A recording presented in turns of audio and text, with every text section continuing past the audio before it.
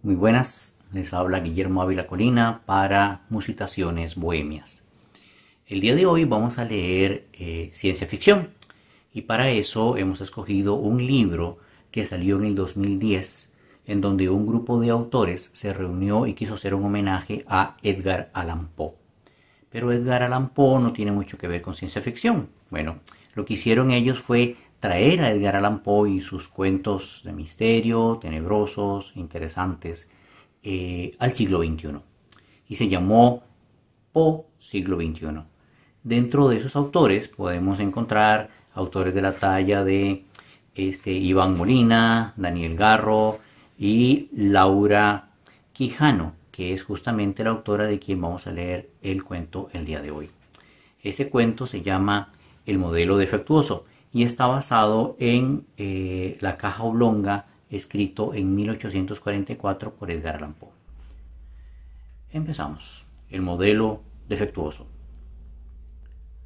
Hace unos años, alrededor de 2082, observé una plaza en el transbordo aéreo de San José, Nueva York, con el fin de rendir un importante informe relacionado con mi trabajo. Me sentía muy satisfecho por los frutos que había rendido un extenso proyecto de educación de nuevas tecnologías de ahorro energético en los complementos habitacionales que mi compañía constructora levantaba al sur de la capital, todos basados en mi investigación y mis conocimientos, y sabía que con aquel viaje obtendría una excelente carta de presentación y nuevos contratos. Al llegar al aeropuerto, mi buen humor se incrementó cuando supe que también viajaría en dicho transbordo el equipo del doctor Ernesto Suárez. Don Ernesto no había sido solamente mi profesor de física favorito durante todos mis años universitarios, sino también el padre de quien hoy consideraba el mejor amigo que había tenido en mi vida, Sergio, un joven e impulsivo carácter e ideas brillantes que había compartido conmigo el dormitorio universitario durante toda nuestra carrera y también muchas aventuras y excelentes experiencias. No había vuelto a verlo en persona después de mi matrimonio, pues él se unió a un nuevo proyecto de su padre que consumía todo su tiempo y yo me dedicaba con igual entusiasmo a mi nueva vida.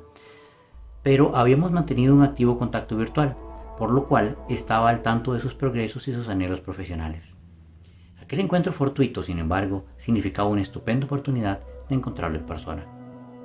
Llegué temprano, a eso de las 3 de la tarde, pero para mi frustración, Sergio no apareció en el transbordo hasta antes de despegar de suelo costarricense y no pude cruzar ni una palabra con él, pues era precisamente era necesario permanecer sentado y bien sujeto al asiento asignado. Al verlo a la distancia, sentado en la última fila del salón donde se aglutinaba un nutrido grupo de viajeros de variopinto aspecto, me llamó la atención su aspecto desmejorado y su ceño fruncido. Parecía mucho mayor de lo que en realidad era, y no ostentaba el usual continente simpático y conversador que yo le conocía tan bien. A su lado, sus 3 compañeros de proyecto no parecían tampoco más conversadores. Me extrañó no advertir la presencia de don Ernesto. Siempre había sido un hombre activo, muy entregado a sus trabajos. Era de suponer que viajaría junto a su hijo y a sus asistentes, pero no lo vi en la cabina.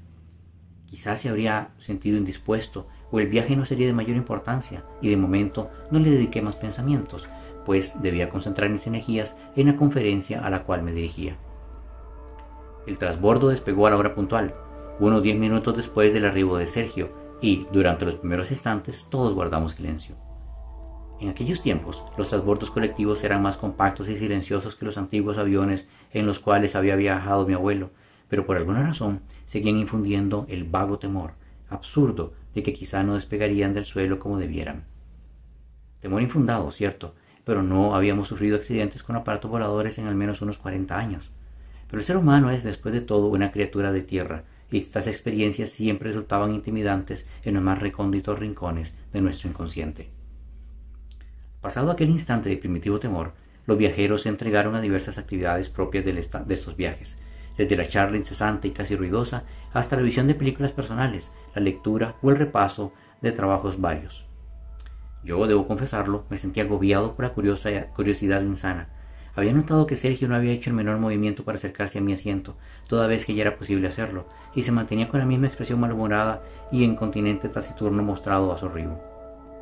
Sus acompañantes, 2 hombres y una mujer, de edades varias, de aspecto formal sin duda, científicos como él, habían iniciado una discreta charla muy similar a una reunión de negocios, pero él se mantenía aparte sin prestarles atención ni dirigirles la mirada. Su actitud chocaba tanto con mis recuerdos que no pude concentrarme en mis asuntos. Antes bien, con la vergonzante obstinación del chismoso, me dispuse a revisar con minuciosidad la relación de viajeros y equipaje que aparecía en la página de la compañía de transbordos, imaginando quizá que me daría alguna luz sobre el misterio de la extraña actitud de mi amigo. En el apartado de viajeros no encontré nada inusual. Se registraba el nombre Ernesto Suárez, pero retirado a última hora, y le seguían Sergio Suárez, Marta López, Ramiro Vargas, Eloy Badilla, y supuse bien.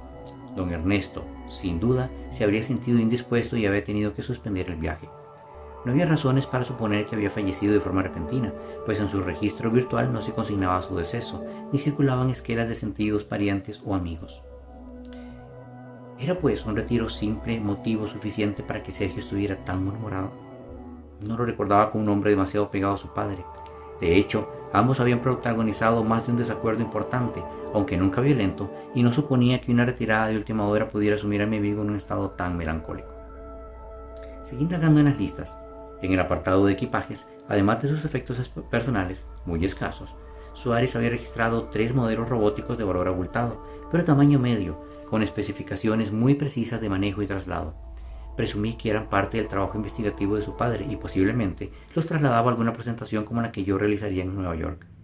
Ya Sergio me había hablado de ellos. Algunos serían de forma antropomórfica, en particular aquellos destinados a servicio doméstico, pero la mayoría solían tener formas extrañas a primera vista, las cuales se ajustaban a funciones específicas dentro de su diseño. Me preguntaba, ¿de qué clase serían estos?, cuando advertí que mi amigo se ponía en pie y desaparecía por la puerta lateral que comunicaba con uno de los pasillos. No pudiendo contener mi curiosidad, me levanté en el acto y lo seguí. Nadie me prestó atención, aunque noté, como al descuido, que uno de los acompañantes de Sergio me dirigía una mirada inquisitiva. Como no lo conocía, opté por ignorar su reacción y pronto me hallé en medio del pasillo posterior que dirigía al compartimiento de equipajes. No queriendo mostrar una actitud entrometida, bajé los escalones metálicos que me conducían al compartimiento inferior de la nave y recorrí con afectada indiferencia la distancia que me separaba de Sergio, a quien descubrí pronto junto a 3 cajas de vidrio forzado, las cuales contenían cada uno un modelo robótico de apariencia vagamente humanoide. Al menos poseían algo similar a una cabeza, en donde los orificios rojos podían indicar los ojos, y una caja rectangular central de la cual surgían 4 brazos, 2 arriba y 2 abajo de estos, y que se apoyaban sobre 2 poderosas patas cilíndricas. Sonreí. Había visto estupendos robots androides de apariencia humana, con bellos cabellos y piel artificial en numerosas exhibiciones. No podía imaginar qué pretendía lograr Sergio con aquellos armatostes viejos, los cuales a primera vista no parecían justificar el valor anotado en la lista de la compañía de viajes. Sergio los contemplaba con grave seriedad, rodeado de un silencio casi fantasmal. Al advertir mi presencia, sin embargo, pareció sobresaltarse y apenas atinó a esbozar la apariencia de una sonrisa. «Hola, Eduardo, no te había visto», me dijo estrechando mi mano, sin la energía ni la simpatía tan propias de él. «¿Cómo estás? ¿Cómo está Lily?» «Muy bien, gracias», respondí, intentando no dejarme vencer por la inquietud. No solo estaba taciturno, también me encontraba encogido, pálido en exceso. ¿Qué podía ocurrirle?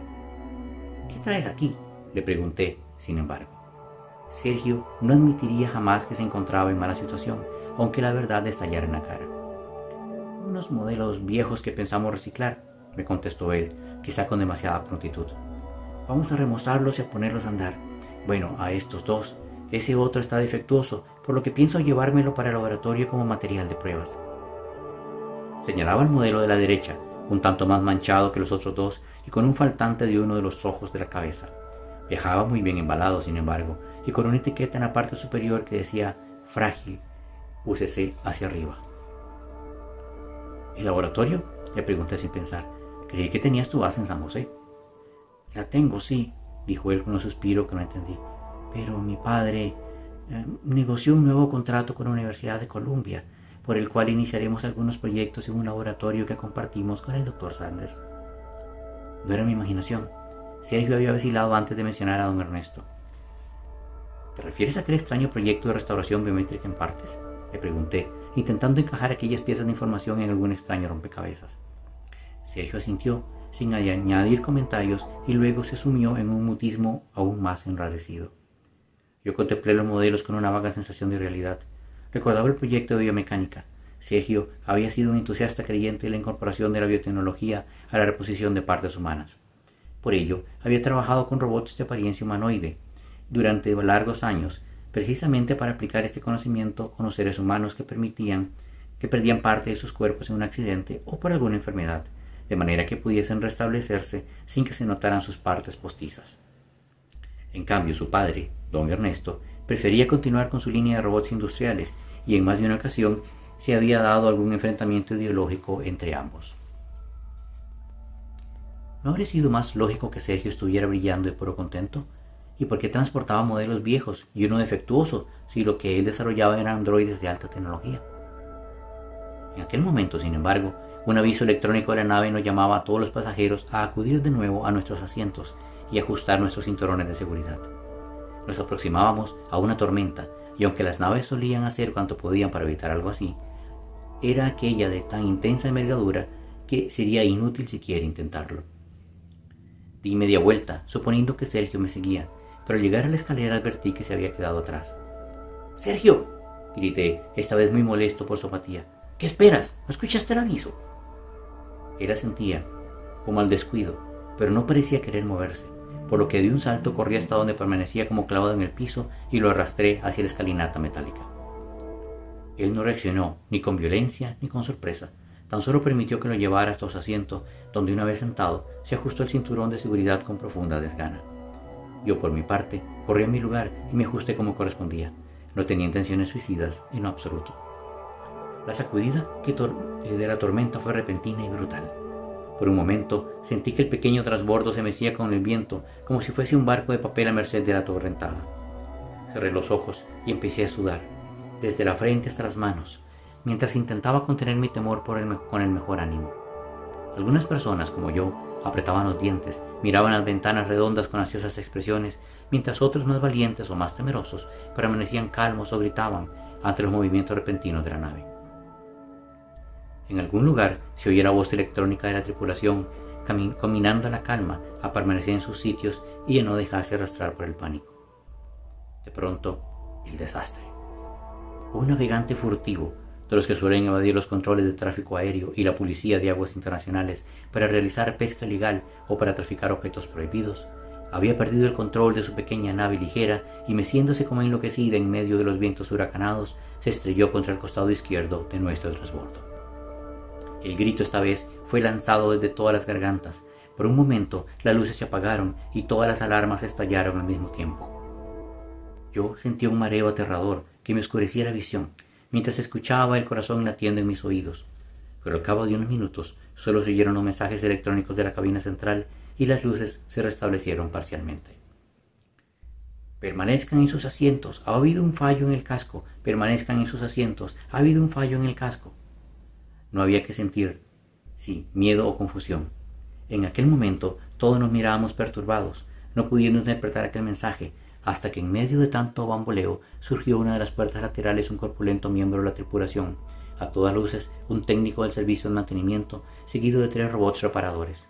Caminaba con pesadez en dirección a la puerta trasera hacia la zona de equipajes, provisto de botas magnéticas que no le permitirían caer a pesar del fuerte movimiento de la nave. Tras su paso sorpresivo, un gran alboroto no tardó en estallar en plena cabina, mientras los sobrecargos intentaban acallar nuestros temores o explicar los movimientos del personal de mantenimiento. «Sufrimos un percance con la nave», exclamó uno de los sobrecargos en medio del estruendo. «No sabemos qué ocurrió con ella, pero nos dejó un orificio importante en la zona de carga que se está reparando a control remoto. Nadie debe salir de la cabina». Los gritos eran estentóreos, rivalizaban con el rugido del viento en el exterior. mientras más pasajeros, clamando por sus equipajes, intentaban cruzar la cabina en dirección a la puerta trasera. En aquel momento, en medio de tanto desorden, advertí por primera vez que Sergio no se encontraba en su asiento. Sus acompañantes, unidos al clamor popular desde hacía rato, parecieron darse cuenta también de ese hecho, pues al mismo tiempo y con gran aprehensión se lanzaron todos hacia la puerta trasera, pero fueron interceptados por uno de los oficiales de seguridad de la nave. Yo corrí a unirme a su grupo, ansioso como me sentía por la suerte de mi amigo. «No», exclamó el oficial, «ya les dije que nadie puede salir de aquí. Abajo solo con traje aislante y oxígeno». «Pero nuestro colega ha de estar en la zona de equipajes», gritó la mujer, a quien yo suponía Marta López. «No está aquí desde hace mucho rato, por favor». «Si hubiera ya alguien abajo ya habría muerto, y se lo aseguro, señora. Regreso a su asiento ahora mismo, y usted también, y usted también». Era inútil querer insistir. No nos dejarían pasar, y con sobrada razón. Resignados, sintiendo que el transbordador recuperaba un poco, solo un poco, de equilibrio, regresamos a nuestros asientos, mientras los gritos y reclamos aún continuaban en nuestro entorno y Sergio Suárez seguía desaparecido. Llegamos a Nueva York con 2 horas y media de retraso en el más completo silencio. La tormenta nos dejó en paz poco tiempo después del accidente, pero los daños habían sido considerables y fue preciso reportarse frente a la Guardia General del Tráfico Internacional para evaluar pérdidas y otros misterios, mientras algunas patrullas salían en busca de la nave desaparecida y su tripulante. En cuanto a mi amigo, tristemente había muerto. Desesperado, había bajado a la zona de equipajes justo cuando la tormenta se volvía más violenta y había intentado forzar la seguridad de uno de los preciados robots. Para su desgracia, el choque sobrevino justo en aquel momento y al abrirse un orificio en aquella sección de la nave se había quedado sin oxígeno y había muerto en el acto. El técnico de reparaciones, quien sí iba convenientemente provisto por un traje presurizado, lo encontró enganchado a la caja de vidrio del robot en cuestión, la cual también había caído violentamente al piso. La noticia me golpeó, por lo inesperada y extraña, y también por lo injusta. ¿Qué le había ocurrido a Sergio? ¿Dónde estaba su cordura? ¿Un pedazo de metal viejo valía la pena arriesgar la vida? Cuando cruzaba el vestíbulo del aeropuerto en Nueva York, después de intentar en vano ver por última vez a mi amigo, la mujer que lo acompañaba me llamó. Me extrañó su expresión, entre compungida y culpable, pero corrí de inmediato a su lado. Llevándome a una parte, me sonrió con tristeza. «Usted es Eduardo Rivera, ¿cierto? Fue amigo de Sergio y conoció bien a don Ernesto». «En efecto». «Vea, prometí no decir nada, pero como Sergio se ha ido y ahora todos nos veremos envueltos en un gran problema, quisiera que usted le hiciera un favor a don Ernesto y a su hijo». Me llené de estupor. ¿De qué hablaba aquella mujer? Su expresión compungida aumentaba conforme se expresaba, pero muy pronto comprendí la razón de su inquietud. Había sido pupila de don Ernesto por varios años y me conocía de vista de los últimos tiempos en que yo estudiaba en la universidad junto a Sergio. Sabía que mi proximidad con los Suárez en aquella época y por eso se había sentido una necesidad de confiar en mi criterio y en mi discreción. Ernesto Suárez se había envuelto en un ambicioso proyecto de investigación biomecánica a instancias de Sergio y de un rico inversionista neoyorquino unos años antes. El dinero involucrado era mucho, pero la seguridad en el éxito de la empresa era mayor, y ambos Suárez se habían abocado a un proceso desgastante e intensivo con el fin de satisfacer las expectativas del inversionista y las suyas propias. Semanas antes del transbordo a San José, don Ernesto reportó un éxito rotundo con un modelo avanzadísimo de androide humanoide que podría ser sustituto completo de un ser humano en fase terminal, cuyo cerebro estuviera intacto. Al escuchar semejante noticia, el inversionista había expresado su necesidad de ver por sí mismo el resultado y lo dotó de más dinero y un laboratorio propio en Nueva York con el fin de realizar sus presentaciones. La desgracia sobrevino cuando Sergio intentó llevar más lejos el resultado para lograr un efecto de impacto y luego de una agria discusión con su padre, malogró el androide. Don Ernesto, presionado por la deuda, desgastado por los años, sin descanso, agobiado también por una edad avanzada, sufrió un ataque cardíaco fulminante y murió en los brazos de su atónito hijo. Desesperado, Sergio intentó salvar la vida de su padre y solo por arte de sus inmensos conocimientos había logrado aislar el cerebro y mantenerlo vivo en un recipiente neutral, mientras intentaba reconstruir el androide. Sin embargo, sin experiencia y la vasta sapiencia de don Ernesto, además de encontrarse agobiado por una culpa abrumadora, Sergio no logró recuperar el androide y se vio ante la necesidad de reportar su fracaso al inversionista. Sin embargo, impulsivo como era, tuvo una idea que en aquel momento parecía brillante. Violentando las leyes del país que prohíben el traslado de órganos humanos sin registrarse, lo cual implicaría un largo procedimiento de 2 años, ocultó el cerebro de don Ernesto en un viejo modelo defectuoso que iba a utilizar como muestrario para pruebas y lo registró en el mismo vuelo para el que don Ernesto mismo había comprado boletos semanas antes. De esa manera, esperaba llegar a Nueva York con el tiempo suficiente de rearmar el androide y reinstalar a don Ernesto en él justo para la representación frente al inversionista. Dados los hechos, aunados al dato deplorable de que también el cerebro de don Ernesto había muerto en el accidente por la brutal caída sufrida al ser arrastrado por el peso inerte de su hijo fallecido, ahora Marta y sus colegas, además de soportar la pérdida de su jefe y su amigo, tendrían que enfrentar cargos por tráfico ilegal de órganos. Si no lograban demostrar que todo el tinglado había sido montado exclusivamente por Suárez, podrían ser sentenciados a muchos años de prisión. ¿Pero qué me pedía Marta? «Llévese el cuerpo del pobre Sergio y déle un final digno», me dijo en tono abatido. «Lo conocí y sé que aunque no obraba como debió haberlo hecho, era más la culpa lo que lo consumía que el ánimo de recuperar un dinero que nunca le habría importado de verdad. Quiso a su padre, ¿sabe? Y en un momento injusto lo perdió, precisamente cuando mejor se llevaba con él y cuando ambos alcanzaban el éxito juntos. Del pobre don Ernesto tendremos que ocuparnos nosotros». Asentí comprensivo. Le deseé la mejor de las suertes con su inminente proceso judicial y luego me separé de ella en silencio respetuoso. Mi regreso fue el más triste que alguna vez experimenté, pero fue aún más abrumador que al llevar a mi amigo al crematorio familiar solo estuviera en mi memoria su rostro macilento y su mirada obsesiva dirigida a un viejo e inútil trozo de metal. Este fue el libro Poe, siglo XXI. Y con este libro cerramos una segunda semana de lecturas. Todavía nos queda la semana del sábado, el día sábado y el día domingo, donde vamos a lanzar un nuevo sorteo de unos nuevos libros. Estén pendientes para la lectura del domingo, donde daremos más detalles sobre eso. Pero esta semana se vencía el tiempo para poder registrarse y hacer los comentarios para la rifa del libro El fin del mundo. La rifa ya se realizó y ya tenemos una ganadora. Ella es Vanessa Jiménez. De entre todas las personas que se suscribieron al canal y también pusieron comentarios. Pero déjenme decirles que para la siguiente todavía siguen participando.